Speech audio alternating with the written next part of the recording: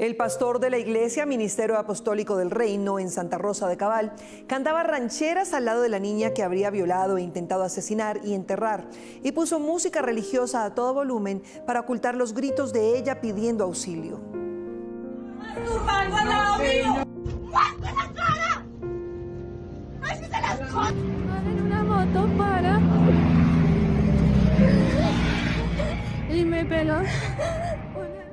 Y yo recuerdo que él se escondía detrás de la puerta, así como por la rendija, a tomarme fotos. Yo sabía que eso estaba mal. Y era mi desespero como de terminar rápido porque él está atrás mirando. Él está atrás.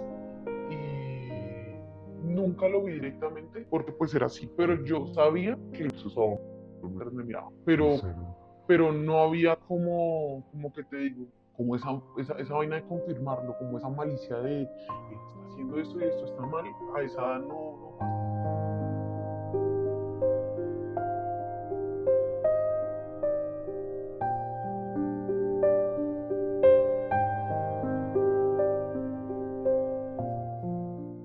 Es que yo vivía en Villa del Río y por cosas de la vida terminé estudiando muy lejos. Terminé estudiando en el centro. Entonces yo entraba a las 6 a estudiar. Entonces de Villa del Río yo tenía que salir muy temprano, yo tenía que coger bus. Pero en ese entonces mi papá adoptivo, él trabajaba también en el centro, muy cerca donde yo estudiaba. Y él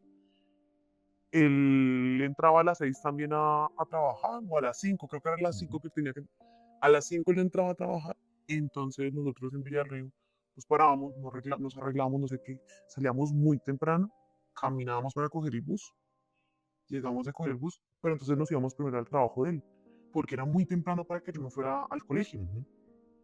Pero entonces algo que me pasó fue que llegamos al trabajo de él y allá él me daba el desayuno.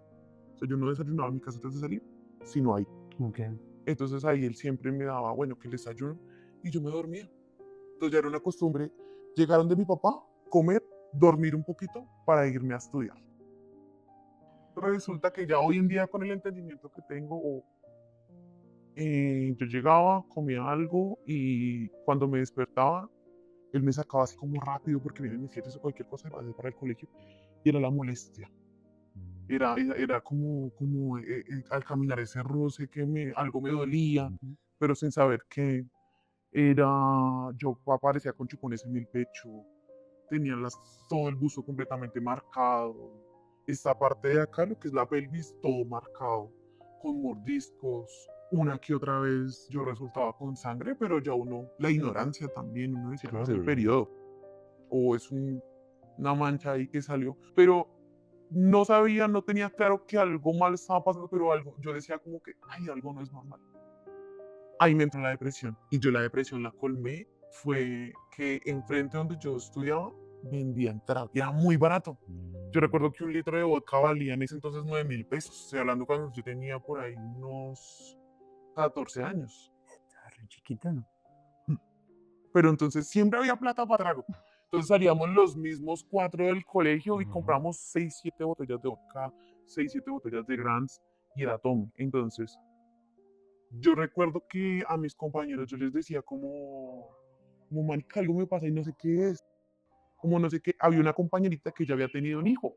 Ella era muy chiquita, pero entonces ella era muy experimentada, ella sabía mucho de todo. Típica amiga es. Sí, y ella me decía que lo que yo tenía en el pecho eso eran chupones. Marica, esos son chupones. Sí. Y yo decía, hijo de puta, me visitó una bruja en la noche. Yo decía, esos son los duendes, son las brujas. Sí. Y es que eso era lo que me decían a mí. Mi mamá, mi papá me decían que porque a mí no me bautizaron sino hasta los 10 años. Y hasta los 10 años yo siempre tuve chupones. Siempre me salían chupones. Cosa rara, el tema era que las brujas. Entonces yo ya crecí como que eso era por las brujas. Pero entonces siempre hubo como lo que tú decías, siempre hallas como la cuestión para no enfocarte como en eso.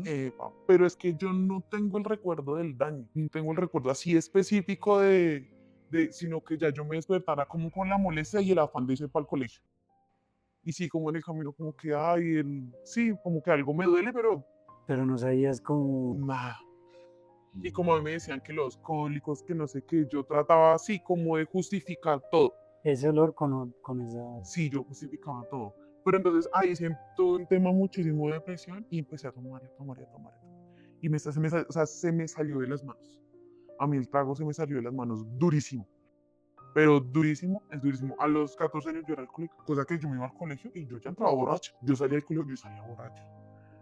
Y mi familia se dio cuenta yo tenía entre 13 y 14 años. Se dieron cuenta cuando tenía 14 años, casi al cumplir los 15, porque dice mi hermano que ellos estaban viendo así noticias, City TV, y que precisamente City TV estaba en el parque del centro, en Plaza España, que estaban grabando, que ellos estaban dando como ayuda humanitaria a los habitantes de la calle, y que yo salgo por allá al fondo con la botella así tomando jurgo. Entonces ahí se dan cuenta como, allá está loca y bueno, mi mamá me encuentra ya en la noche, llego yo todavía borracho. Yo me acuerdo que estaba borracho, estaba mi mamá y estaba la hermana de ella, mi tía. La hermana de mi mamá, ella es muy consciente de muchas cosas, pero insisto, nadie hizo nada.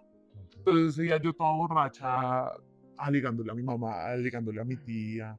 ¿Usted qué hacía por allá? Uy, yo así, ustedes no saben lo que yo vivo, usted no sé qué, pero borracha. Pero yo nunca dije nada. Yo nunca cogí a mi mamá y le dije, mami, venga, tengo una molestia acá. O mami, me pasa esto. Ellos asumen de que a mí me picó el culo, me volví alcohólica y me castigaron o me hicieron 15 años. No, la ilusión, porque mi familia hace eventos. Entonces la ilusión de la fiesta jamás llegó, supuestamente por castigo a eso. Y eso a mí me dolía. Eso me dolió muchísimo. Claro. Me dolió mucho porque yo decía, oiga, supieran Por su culpa estoy así. por lo que realmente yo estaba pasando, no hubiera sido así como las cosas así. Pero entonces yo me di cuenta de que fue que vendieron una imagen de mí terrible. Entonces por eso permitieron a raíz de la imagen que vendieron de mí fue tanto abuso que yo recibí. Yo estuve muy desprotegida, demasiado desprotegida. Pero cuando te digo demasiado, es demasiado desprotegida. O sea, ellos lo que hicieron fue como, ay, ella es así. Sí, digamos que X persona, porque nosotros tuvimos vecinos que veían cosas con mi papá y le decían a mi mamá, vea, pasa algo con la niña porque este man tal cosa o algo, pero todo el mundo vendió una imagen de mí. Es que ella está loca, no le pongan cuidado, ella se inventa cosas. Ella, no le pongan cuidado, ella está mal. No, ella todo lo exagera, ella todo, entonces nadie puso cuidado. A raíz de esa versión mía que vendieron, nadie me puso atención. Y cuando digo nadie, es que hubo mucha gente que se dio cuenta, vecinos, familia, gente que creció con nosotros. Hoy en día hablé con alguien que distingo desde muy pequeña y él me decía, marica, nosotros sabíamos que su papá la violaba. Y yo, ¿En serio? sí, así me dijo, nosotros sabíamos, pero sus hermanos nos decían que no le pusiéramos cuidado. Que tú eres así. Sí, no le pongan cuidado, ella siempre se inventa cosas. Y sacaban ejemplos, yo que sé, que alguna vez yo hice algo, que yo vivía confundida porque una vez en un paseo confundí un ternero con un perro. No, ya está loca, marica, si piensa que los terneros son perros, entonces si está loca, no le pongan cuidado. Y la gente, Normalizado eso. si la familia no le pone cuidado, ¿por qué? Entonces no. Yo crecí muy desprotegida, muy. Pero yo culpo al hecho de que no fui de la familia, aunque de alguna manera sí lo era. ¿Cómo crees o cómo defines tu niñez? Mira que yo te puedo contar muchas historias de mi niñez malas, terribles. Pero yo siento que crecí con una buena niñez porque nunca me fijé en lo malo. Siempre lo que tú decías, le sacabas una esperanza. A todos les sacaba una risa. Y todo el mundo se da cuenta que yo soy así. Yo en los colegios soy el chiste, soy el centro de la diversión. Y de niña era igual. Nunca me enfoqué en lo malo. Como que, te voy a poner un ejemplo. Cuando yo me enteré que era adoptado, tenía, hasta donde yo me acuerdo, 7 años. Fue un día que mi mamá, ella me vistió súper linda. Yo recuerdo que ese día fue maravilloso. Ese día fue el súper top de mi vida porque a mí me vistieron súper linda, me peinaron, me dieron de comer riquísimo. Y el tema era que venía una tía en la noche a visitarnos. Pero entonces mi mamá estaba enfocada en mí. No estaba enfocada ni en mis hermanos ni en mi hermana porque ellos siempre fueron... No, estaba enfocada en mí, en que yo me viera bien. Entonces la mejor ropa, los mejores zapatos. El peinado, no me preguntes por qué, pero a mí el peinado era lo que más, porque eso duró un buen rato peinándome. Es que si esto tiene que quedar bien y esto tiene que quedar no sé qué, y así me siento divina. Entonces llegó la supuesta tía, y esa supuesta tía enfocada en mí, completamente enfocada en mí. ¿Y cuántos años tienes? ¿Y cómo te llamas? ¿Y qué has hecho? ¿Cómo te va en el colegio? ¿Qué haces? ¿Cómo te trata tu mamá? ¿Cómo te trata tu papá? ¿Cómo te va con tus hermanos? ¿Cómo te va en esto? ¿Cómo te va lo otro? Y ella pregúnteme, pero era solo enfocada en mí y en mí y en mí. Pero no llegó un momento que te pareció raro. No, no, yo estaba feliz. Yo dije, este es mi momento. Igual, si estaba, sí, estaba muy pequeña y era como, yo sentía que era, yo siento que fue la primera vez que el mundo giró alrededor mío. Entonces ya llegó la hora de que esa señora se fue y nos fuimos acompañando a coger transporte. Nos fuimos mi papá y mis hermanitos, no me acuerdo quién iba. Cuando volvimos, ahí cambia toda la película. A mí me dejan en la sala sola y se encierran todos en la pieza. Todos. Mis papás, todos mis hermanos y yo en la sala ahí. Resulta que yo un día antes había hecho una maldad. Le había dañado una cachucha a mi papá. Entonces yo dije, me están embalando, me van a pegar por la cachucha. Todos se dieron cuenta, yo qué sé. Y yo estaba nerviosa era por la cachucha. Entonces cuando me llaman, que entra a la pieza y entro yo a la pieza. Entonces me dice mamá, no, es que nosotros necesitamos decirle que la señora que se acaba de ir no es su tía, ella es su mamá biológica. Yo, con la cachucha. No tiene que ver nada con la cachucha. Yo como que, bueno. Ah, bueno. Sí, ¿qué vamos a comer? Yo no entendía. La verdad es que, o sea, yo estaba tan preocupado con el tema del problema de la cachucha que me desentendí de la magnitud del tema, de que no era mi familia, sino que era otra. Pero entonces ahí cambió todo para mí. O sea, a raíz de esa noche todo cambió.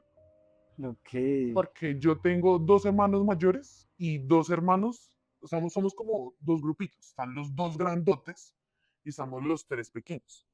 Entonces, yo creo que los dos grandotes sabían que yo era adoptada, pero ellos nunca me trataron diferente. Nunca, o sea, que yo diga ellos dos me trataron diferente, no. Pero estos otros dos hermanos me dieron una mala vida. Entonces ya yo pasé de ser la hermana a ser la recogida, a ser la adoptada, a no merecer las cosas. Como estudiábamos en el mismo colegio, era terrible. O sea, desde ahí comenzaron como a apartarte. Sí, ellos dos. Y ellos dos en ese entonces, ellos eran, o sea, como tenemos las mismas edades, entonces jugábamos los tres, todos éramos los tres. Y ya a raíz de eso, como que para ellos, no sé cómo ellos se han sentido en ese momento, pero sé cómo me hicieron sentir a mí. Entonces, cualquier cosa que pasaba, ay, quítese porque usted es la adoptada. Quítese porque usted es la recogida. Ah, es que yo soy la hija, usted no es la hija. O yo sí pertenezco acá. Era una de las frases que me decía mi hermano. Es que yo sí pertenezco acá, usted no. ¿Y tú cómo lo tomabas? ¿Cómo? Yo ignoraba todo. Vas a decir, ¿cómo es posible? Pero a mí me dolía, yo recuerdo que me dolía de alguna manera, pero yo decía como no, como quítese yo también, ¿sí? Y pasa que uno de mis dos hermanos mayores, él me defendía mucho. Yo recuerdo que alguna vez mi hermano contemporáneo me decía como adoptada, recogida, me pegó el grito así, usted es una recogida, usted es una adoptada. Y mi hermano mayor lo cogió y ¡pah! Me pegó un solo bofetado. Usted se vuelve a meter a decirle esto y no sé qué, y tiene problemas. Ella es su hermana, luego usted con quién se crió. Entonces ellos de alguna manera me los ponían en su lugar, pero cuando ellos no estaban era el problema, en el colegio.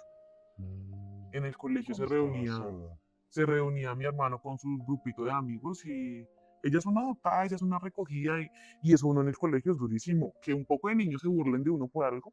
Claro.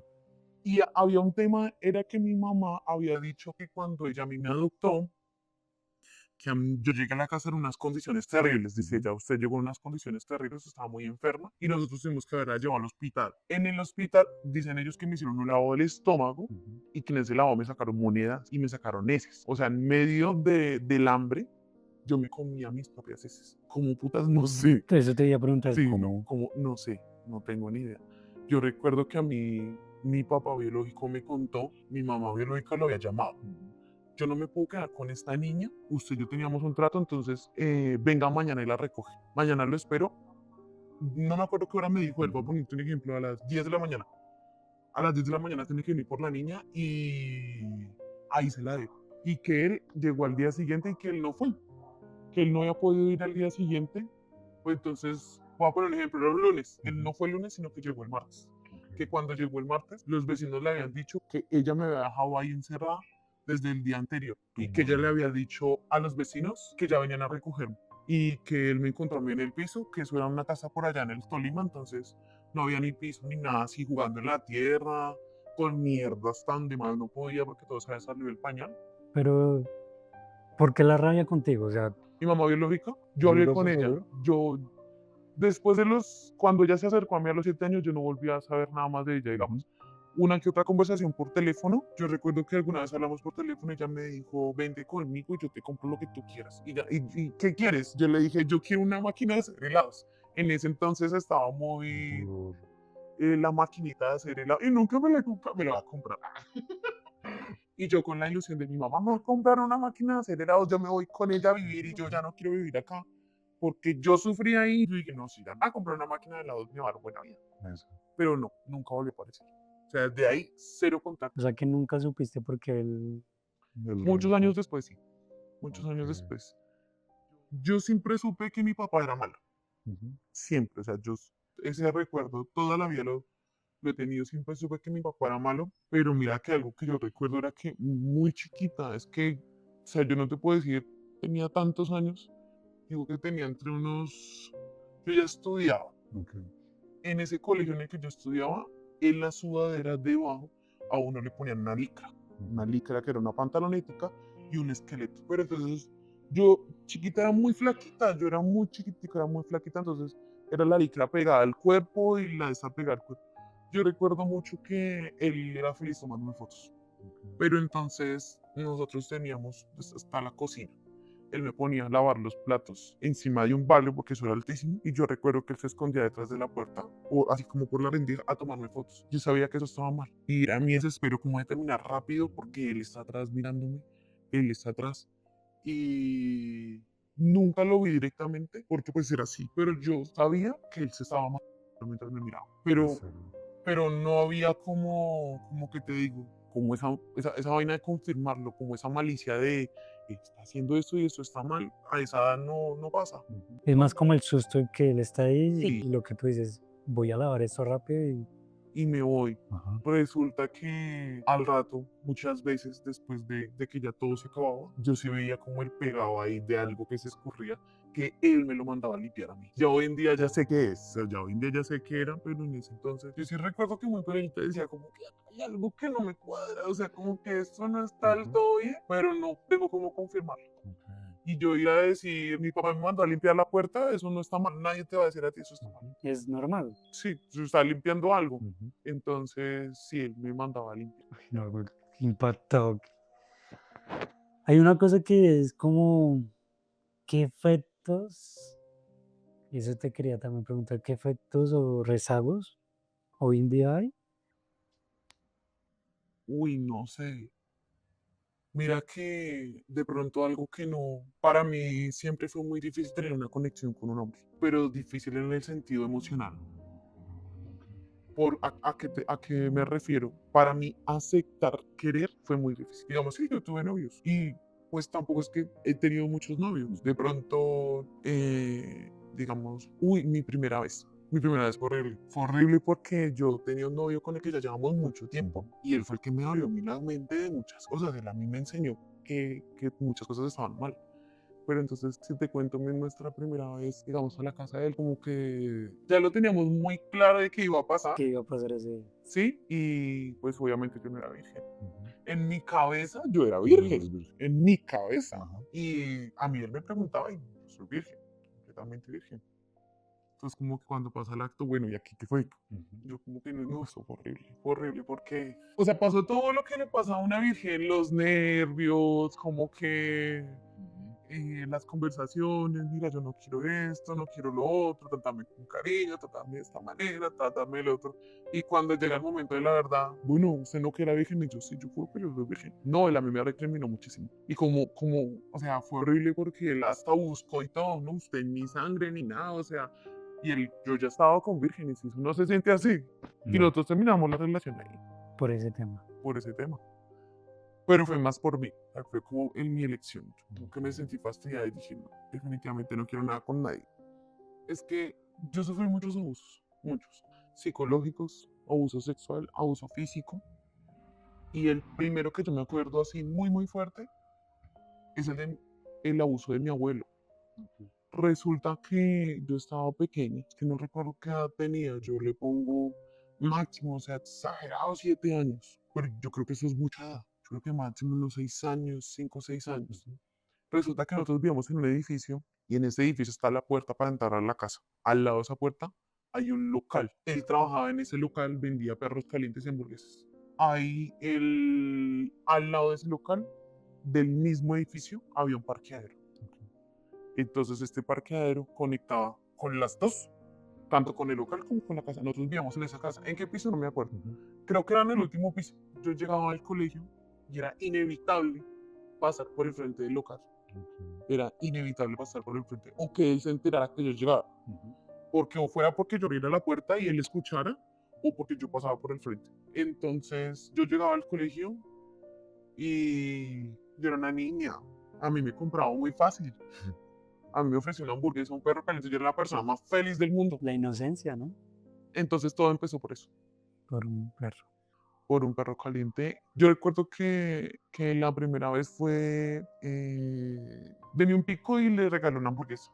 Entonces mi abuelo, no pasa nada, un pico, ya me arregló una hamburguesa. Y de un pico acá, y de un pico acá, y de un pico acá, y todo era muy normal. Cuando algún día llegó y me dijo como, déjese ver el busto. Y yo, no, obvio, no, no. Y él se enrabó en ese día, se ofendió y llegó y dijo, ah, no. Y me cogió así la cintura, me cogió así la cintura.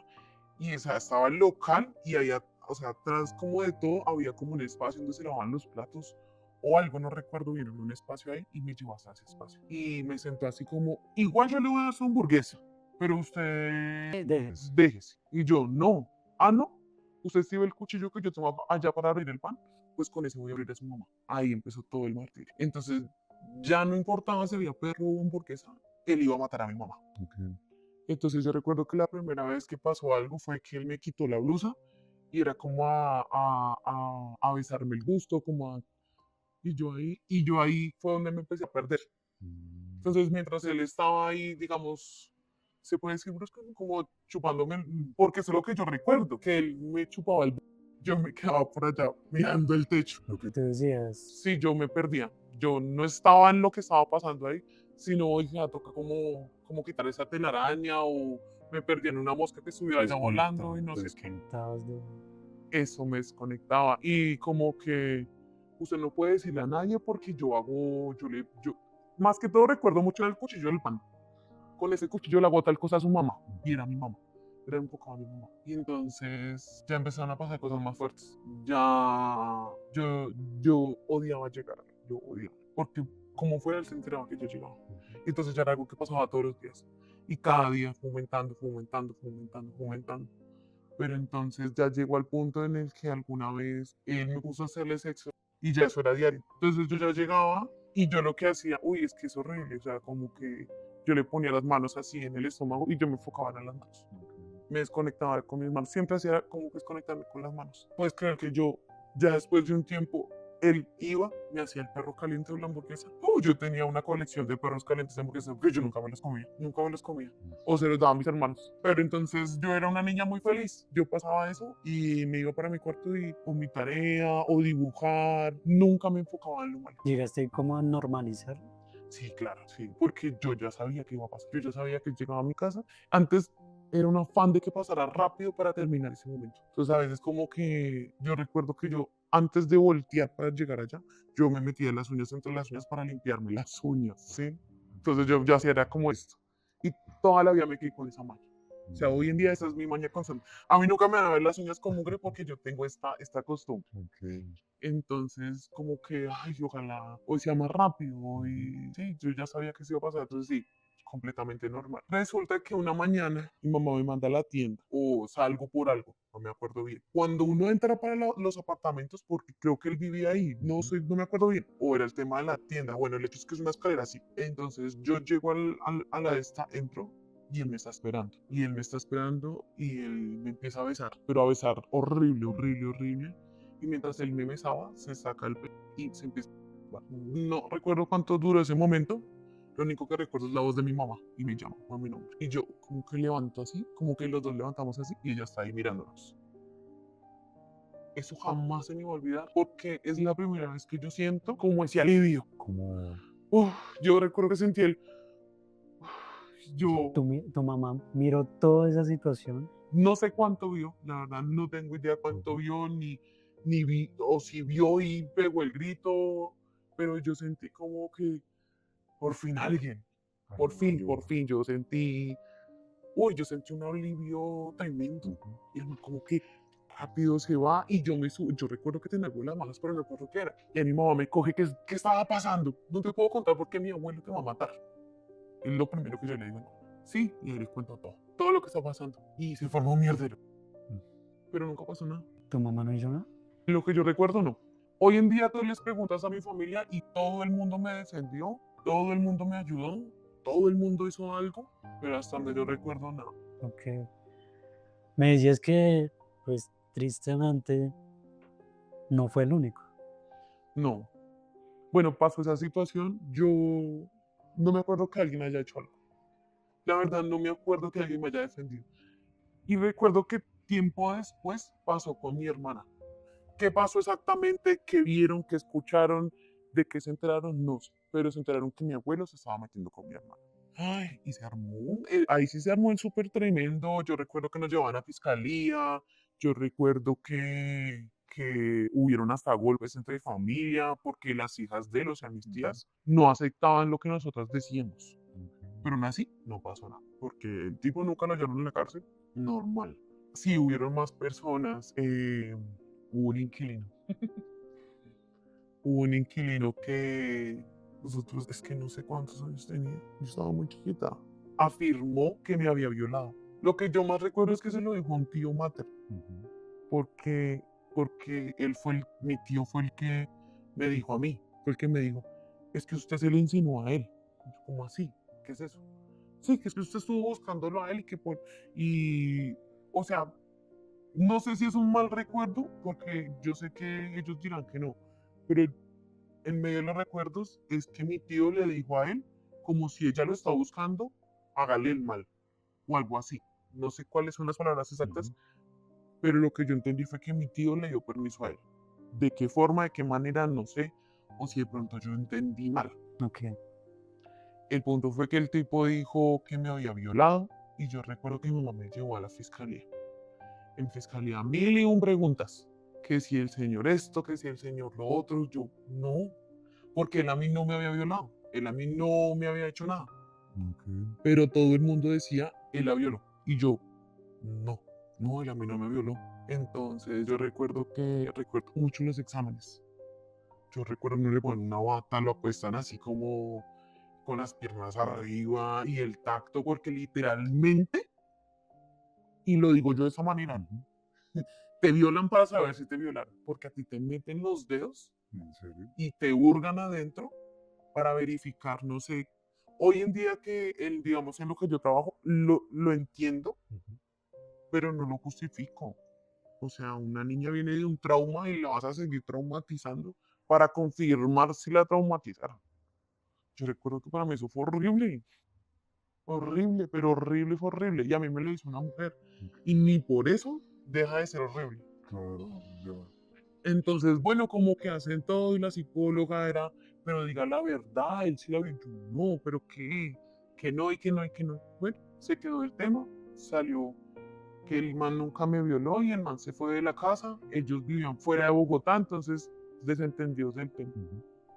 Y una noche llega el tipo allá a la casa, él sabía que nosotros nos dejaban los fines de semana solos porque se iban a trabajar.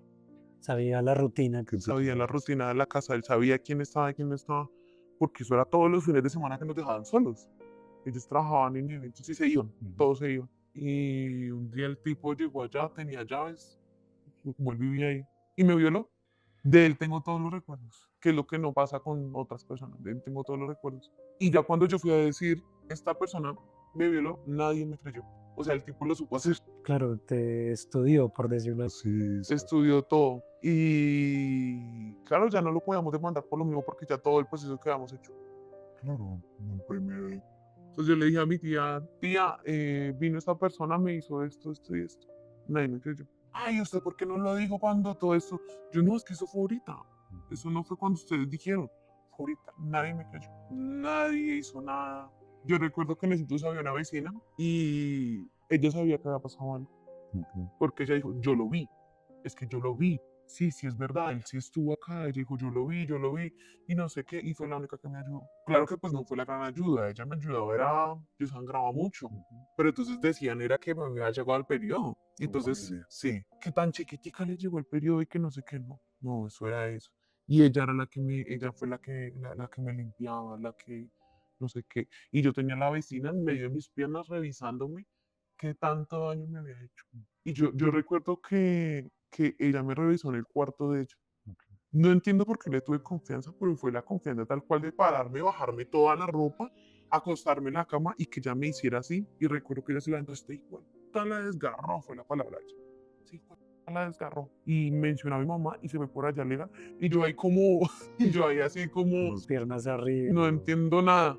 Solo entiendo que me duele. Porque no entendía nada, yo solo entendía, me duele. Entonces, no, este tipo fue muy avispado, de verdad, la supo hacer súper bien. Hoy en día, antes de contar las otras historias, hoy en día alguno de ellos está vivo, todavía te comunicas con ellos, o cómo es todo este tema. Mi abuelo sigue vivo.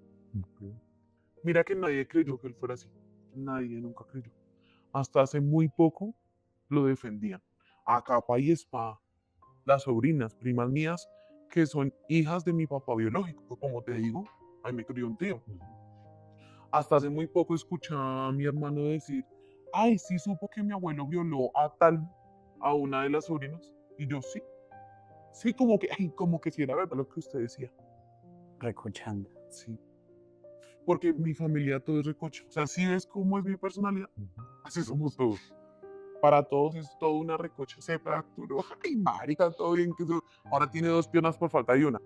Todo es una recocha, todo es eso. Pero entonces digamos que nunca supimos medir en qué punto parte la risa al dolor. Entonces, sí, mi hermano así muy chistoso. Me pareció muy gracioso. Ay, imagínese que también contó tal otra prima que también la había violado y tal otra que también, pero ellas nunca dijeron nada. Ay, sí, loquita, porque todos me dicen loquita. Loquita, sí es verdad lo que usted decía. Y una de mis primas que lo defendía a capa de espada porque ella decía, él a mí nunca. Él a mí nunca me miró mal, él a mí nunca me vino esto. Y ella hoy en día tiene una niña. Y usted, ay, mi abuelo no, jamás, y no sé qué. Me ve que a tal le hizo eso. Yo, ¿Por qué no estar en la cárcel? porque nunca nadie hizo nada. O sea, todo el mundo tapa porque es el pionero de la familia, es el viejito, es el abuelo. Este tipo, el que te digo, a él lo metieron a la cárcel porque él vivía con su pareja y su pareja tenía 2 hijas. Violó a una de ellas 2. Y esta señora sí hizo todo y todo es todo y lo metieron a la cárcel. Y lo último que yo supe, no sé si sea verdad o mentira, que creo que sí es verdad, fue que en la cárcel lo violaron durante 8 días y lo terminaron matando, que eso fue por allá en Caldas. ¿Podría decirse que tu mamá te dejó sola en todo este proceso? Es que mi mamá fue el papá. Mi mamá era la que madrugaba a trabajar y llegaba muy tarde. Y yo crecí con esa mentalidad de que esta no es mi familia, definitivamente soy recogida, entonces yo no puedo dar problemas. Entonces de que mi mamá llegara a trabajar y yo darle quejas, jamás. Nunca fui quejamoso, nunca. Y después de lo que pasó con mi abuelo, de ese, por fin alguien y nunca nadie me ayudó, yo entendí que dijera lo que dijera, No te van a creer. nadie me iba a creer, nadie me iba a ayudar, nadie iba a hacer un respaldo, porque estoy hablando de su familia. Entonces no. Con mi papá resulta que hoy en día entiendo que mi mamá fue la primera víctima de mi papá, porque mi papá, el modo de él para abusar de nosotros era drogar. Y digo nosotras fue porque a mi mamá le hizo lo mismo. Mis hermanos mayores, los que te digo, los más grandes, que son 2, no recuerdo cuál de los 2 algún día me contó que mi papá lo había mandado, que él lo veía trillando una pastilla en un plato y como que ahí servía el caldo, la sopa o lo que fuera de comer y lo mandaba a él a darle la comida a mi mamá. Entonces, y yo tengo también esos recuerdos de que mi papá le echaba cosas a la comida a mi mamá y nos mandaba a llevarle la comida a mi mamá. Yo recuerdo una vez que mi mamá estaba en el segundo piso en la pieza y mi papá en el primer piso. Sí, como rompiendo una pastilla con la cuchara ahí y le sirve como el caldo y yo subo las escaleras con el plato así y yo estaba, no, no, tan por ahí unos entre 12 y 13 años. Aún pequeño. Sí, y antes de despertarme. Entonces como que yo voy y llego donde mi mamá y yo hago eso, suelto el plato. Mi mamá quedó y sube mi papá y me da una pela, pero es que me tiró a matar. O sea, me dio una pela muy hijo de madre. Mi mamá no me defendió. Mi mamá nunca se metió a defenderme. ¿Sabes qué fue lo más fuerte de eso? Que él termina de darme esa trilla y mi mamá me dice, había algo en el plato, ¿verdad? Y aún así, sabiendo eso, nunca me defendió. ¿En serio? O sea, tu mamá sabía lo... Mi mamá me preguntó eso, había algo en el plato, ¿verdad? Yo no recuerdo cómo la miré y cómo... No recuerdo qué respondí ni nada. Lo único que recuerdo es, ella sabía y no me defendió. Fue lo único que me patinó la cabeza. Ella sabía y no me defendió. Y de ahí en adelante tuve ese recuerdo constante. Ella nunca me va a defender. Ella nunca va a hacer nada. Ella... Y efectivamente nunca hizo nada, nunca me defendió. Jamás me defendió. Y hoy en día ella es el amor de mi vida, pero porque ella entiende que ella también fue víctima de él. Y que no fueron los únicos. Y que menciono personas, digamos, cuando viví en Chapinero, hubo un tiempo que nos visitó un tío materno. Y eso sí, yo nunca lo conté, nunca, porque yo dije, nunca nadie hizo nada. ¿Para qué? Ya, ¿para qué? Mi mamá se vino a enterar de eso no hace mucho y fue todo a raíz de un arreglo de uñas. Uy, fue algo súper planeado donde yo me tenía que sacar muchas esquinas y me las saqué. Entonces, bueno, ese tío iba a visitarnos y yo recuerdo que el baño, la puerta del baño quedaba así bien al frente de donde uno se ducha y no había cortina, no había nada. Y el baño, la puerta tenía huecos. Él me miraba por los huecos. Entonces, si ves que uno como que ve las sombras de cuando pasa la gente, no, él me miraba, yo veía que me estaba mirando. Entonces yo a veces me metía al baño con el trapero y ponía el trapero así como a tapar los huecos. Y él me miraba cuando yo me bañaba y yo ahí ya decía, bueno, algo me va a pasar. Yo ya sabía que algo me iba a pasar. Porque yo sabía porque yo tapaba los huecos. Aparte, mi papá también tenía esa manía de hacerle huecos a los baños para vernos bañados. Para verme cuando yo me bañaba. Y yo no podía tapar los huecos. Yo no podía poner algo ahí porque eso eran problemas. Eso era cascada fija. Entonces, una vez recuerdo que mi tío empezó a jugar conmigo y éramos jugando. Entonces mi tío como que yo siempre fui muy flaquita de chiquita, entonces como que me cargaba y me ponía así en las piernas y me pegaba así en la cola. Entonces al rato me cargaba, me bajaba ya el pantaloncito y me pegaba ya en la cola con el pantaloncito abajo. Ya lo último no tenía pantaloncito. Ya lo último me movía que por el hombro, que por así, que el avioncito. Entonces ya me pasaba así por enfrente y lo que me hacía de alguna manera, no sé si de pronto suene muy brusco, era que como por definir mucho, era como, pero yo estaba muy chiquita, yo no entendí. No entendí eso. Entendía si eso estaba bien, si eso estaba mal, ¿no? Entonces me pasaba así por encima y me dejaba ahí un rato, él hacía lo que, y era como con las manos así el juego. Él camuflaba mucho el abuso con juego. Entonces yo decía, yo que le digo a mi mamá, mi tío está jugando conmigo y no. Y resulta que eso mismo ya me había pasado con un primo anteriormente. Y nunca tampoco hicieron nada. Así tal cual como te lo acabé de contar, lo hizo un primo conmigo. Entre juego y juego. Entre juego y juego, hacía exactamente lo mismo. Y yo recuerdo que de mi primo sí hablamos. Yo sí a alguien, no recuerdo a quién le dije, venga, mi primo me hace tal cosa. Y lo único que hicieron es, chino, usted no puede volver acá y vayas y ya. Pero yo nunca escuché que me defendieran o algo. No, simplemente, no, él ya no va a volver. No vuelva a comentar eso porque él ya no va a volver. O sea que sí, en sí también tu familia tapaba mucho Sí, por qué eran las otras personas de afuera, el problema que se venía de pronto. mira que hoy en día yo veo la adopción, tal vez esté mal, tal vez me equivoque, pero es la forma en la que yo lo veo, como que te digo yo, como ¿cómo es que se dice? Como apariencia. Sí, porque mis papás nunca tuvieron gran plata. Mi mamá vino a coger plata muchos años después cuando ya pudo trabajar, porque ya estudió para poder ser quien es hoy en día. Pero yo creo que mi adopción fue eso, porque era mi diario constante escuchar de mis tías. Ay, tan buena la mamá suya que no tiene para tal cosa, pero vea, la recogió usted y le dio tal cosa. Y yo sentía como eso a ellos los crecía. El ego. El ego. Tú me hablas ahorita de que fuiste como a buscar ayuda a un psicólogo. ¿Qué te motivó? El podcast. El podcast. Cuando yo hablé contigo, no, es que yo no lo hablé contigo, yo lo hablé con tu pareja. Yo recuerdo que yo lo hablé muy tranquila. Yo, ay, venga, sí, hablemos lo de la adopción, los desprotegidos y demos como... Y yo le dije a ella como, no, marica, se me pasaron muchas cosas, a mí me violaron, a mí me maltrataron, a mí esto, y todo fue a raíz de ser adoptado. Y yo le dije, pues hagamos un podcast relacionado a esto, a ver si de pronto a alguien más le sirve escucharlo. O como, es que yo me acuerdo que le puse un ejemplo a ella y tú dijiste, veámonos tal día y tal esta. Entonces como que yo empecé a pensar, ¿cómo voy a empezar a hablar? ¿Qué? O sea, como, ¿qué cuento en el podcast? Sí.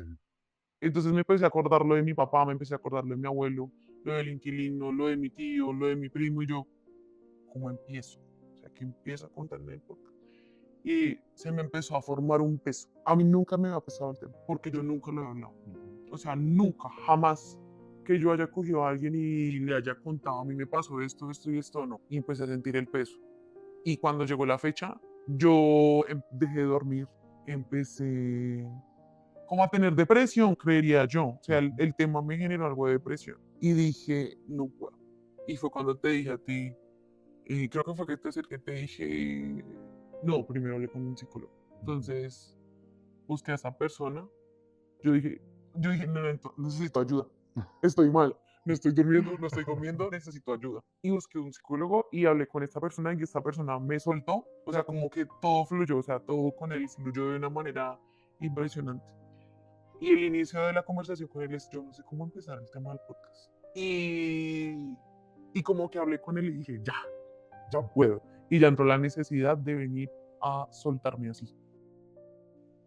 Y creo que me llené todos estos días antes de hoy de lo necesito y lo necesito.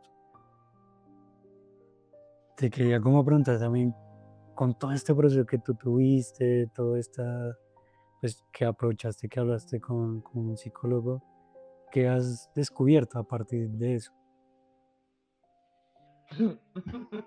Yo siempre creo que soy una persona muy fuerte, toda la vida.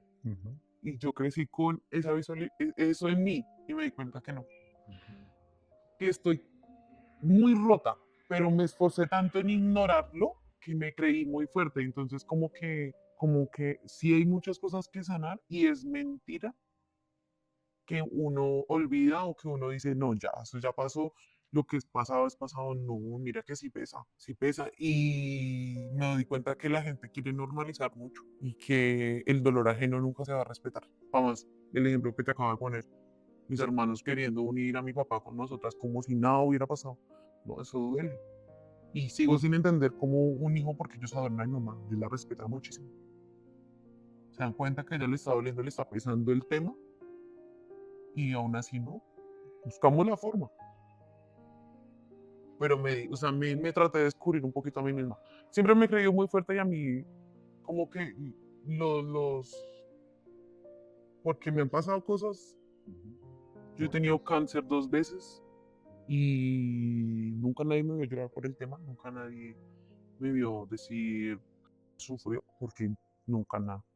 Muy fuerte con los dolores. A mí lo último antes de la cirugía, a mí me quitaron los medicamentos para el dolor. O sea, si del 1 al 10 a mí me dolía un 20. Jamás me quejé. Pues entonces con esto me di cuenta que sí, que no soy tan fuerte como yo creía. ¿Y quieres que te cuente algo? Antes de empezar el podcast, yo estuve muy insistente contigo en que no se mostrara mi rostro, no se mostrara mi cara. Y haciéndolo y fluyendo la conversación, en mi cabeza más de una vez dije, vale ver, Ya que se vea que se más de entiende. una vez. Sí, mira que sí, sí me ha pasado. Y creo que en ese punto ya no me importaría. ¿Qué sería lo peor que pueda pasar? Que me juzguen, pero que me juzgue quién, mi familia. Serían los únicos, porque es por lo que yo te decía, la imagen. Lo único que yo dañaría sería la imagen de protección que ellos crearon, como de que siempre la protegimos, siempre la cuidamos, pero ella era la loca, ella es la que siempre se inventaba todo. Entonces nosotros siempre estuvimos bien, ella es la que siempre estuvo mal. Te quería preguntar ya como para cierre, ¿qué consejo, frase o algo que le quieras transmitir a esas personas que pueden que estén pasando por lo mismo, que tengan miedo de hablar, que tengan miedo de alzar la voz? ¿Qué le digas a esas personas? Más que a los niños, a los adultos, crean siempre, siempre crean, porque a veces un niño minimiza mucho el daño que está recibiendo y como lo minimiza al decírselo al adulto, el adulto no le cree. Como lo que yo te decía, hay muchas cosas que están mal. Un niño no tiene por qué sentarse en las piernas de un adulto, y menos habiendo espacio. Un niño no tiene por qué recibir picos en la boca de un adulto, sea su mamá, sea su papá, sea su tío, peor todavía. O sea, de verdad, fíjense en las cosas, en esas cosas. Y cuando un niño llegue con una historia de me duele aquí, indaguen, indaguen, pregunten. Porque eso fue algo que conmigo nunca pasó. A mí nunca me preguntan. A mí, yo te digo, la primera vez que me vieron sangrando es el periodo. O cuando los niños se aíslan, porque yo me aislaba mucho. Yo recuerdo que íbamos a fiestas y yo me aislaba mucho, entonces indagar, creer en los niños siempre. Es mil veces pasar por la pena de sentir que no pasó nada y hice hasta lo imposible, pero no fue nada, no hice nada y mire lo que le pasó a esta niña. ¿Y qué puedo decir? Mi historia es de mucho silencio. O sea, no sabía lo que pesaba hasta que dije, lo voy a contar. Pero mira que se siente bien. O sea, ya lo he contado con esta 2 veces. Y en cada una he podido soltar mucho. Te vas O sea, liberando. sí, ya siento que ya no puedo pasar por la pena de que el mundo sepa la verdad porque yo puedo ser la protagonista, pero no soy la causante. ¿Cuánto peso tenía encima hasta que dije lo voy a contar? Y yo dije lo voy a contar para que otra persona que me escuche se sienta libre. No me siento libre, soy yo. Lo que yo te decía, pues, si esta es tu forma de soltar un poco, bienvenida porque pues esa es la cuestión, que lo que retomo ahorita, la que esté pasando o el que esté pasando, diga, si ella pudo, porque yo no. ¿Sabes de pronto qué puedo decirle a la persona que esté pasando eso? No se queden con la primera opción. ¿A qué me refiero? No siempre es el papá y la mamá quien le ayude a uno. Si su papá y su mamá no lo escuchó, no le dijo nada, busca otra persona. Mire que sí sirve, a veces en los colegios lo ayudan a uno. Porque a mí el colegio trató de ayudarme, pero también fue como esa obligación a no defenderme. Pero siempre hay más opciones. ¿Sí? A veces las personas terceras pueden hacer más por uno que la misma familia, porque ese fue mi problema. Yo confié en mi familia y mi familia nunca nadie hizo nada. Mi papá nunca lo metieron a la cárcel. Y si escuchas todo eso, es un hombre que merece estar en la cárcel. Podamos, digamos, tener voz, lo digo como tengamos, porque solo puede suceder a un niño, a una niña, a un hombre, a una mujer.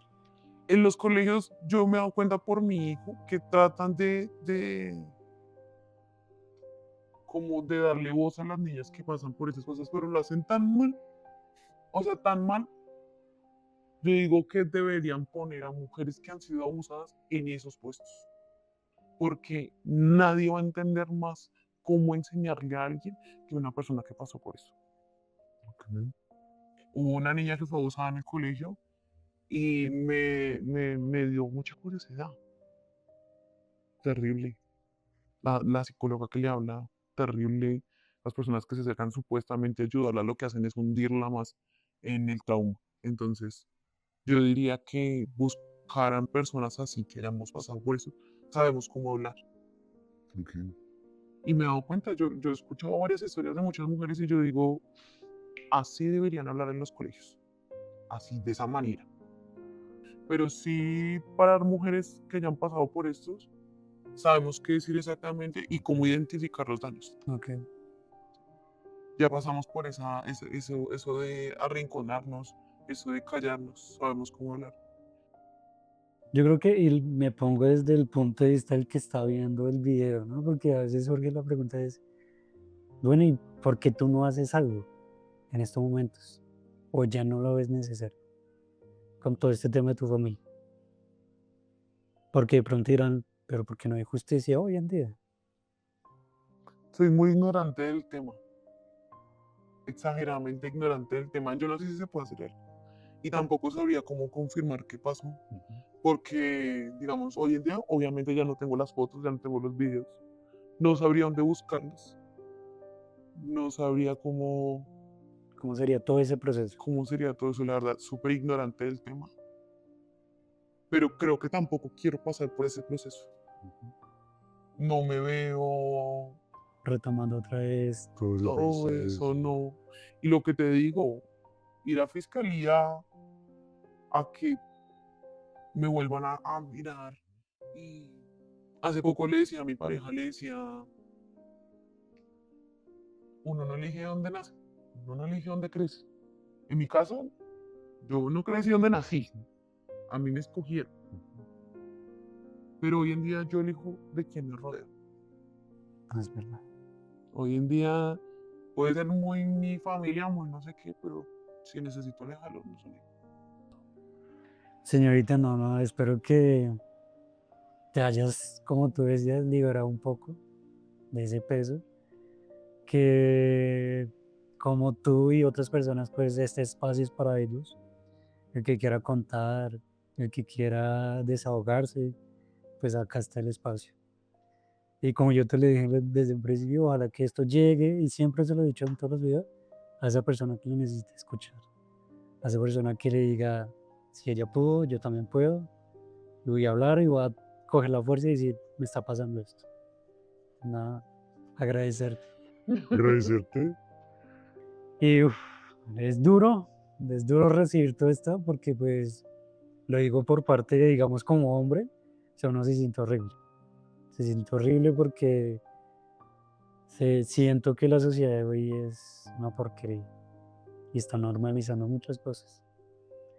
Entonces espero que esta historia, esto, todo lo que contamos y todos estos consejos llegue a la persona adecuada.